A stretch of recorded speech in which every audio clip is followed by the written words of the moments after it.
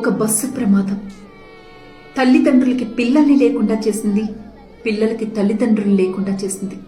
ఇక్కడ చిన్న పిల్లల్ని చూడండి, అక్కా చెల్లెళ్ళు వాళ్ళిద్దరు తల్లిదండ్రుల్ని కోల్పోయారు ఈ బస్సు ప్రమాదంలో.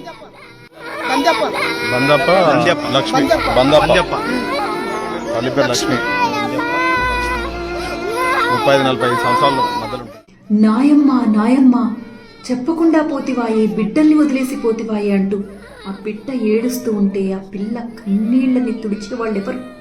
ఎవరు వాళ్లకు భరోసా? వాళ్ళ భవిష్యత్ ఏంటి? లాలించే అమ్మ లేదు, ఆడించే తండ్రి లేడు, కడు పేదరికంలో ఉన్న కుటుంబం అది. కూలీ నాలి చేసుకుంటూ ఆ పిల్లల్ని పోషించుకుంటున్నారు తల్లిదండ్రులు.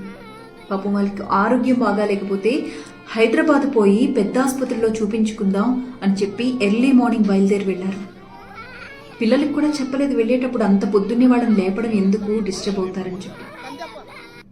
తీరా చూస్తే ప్రమాదంలో ఇద్దరు ప్రాణాలు కోల్పోయారు. ఇప్పుడు ఆ పిల్లల భవిష్యత్ ఏంటి?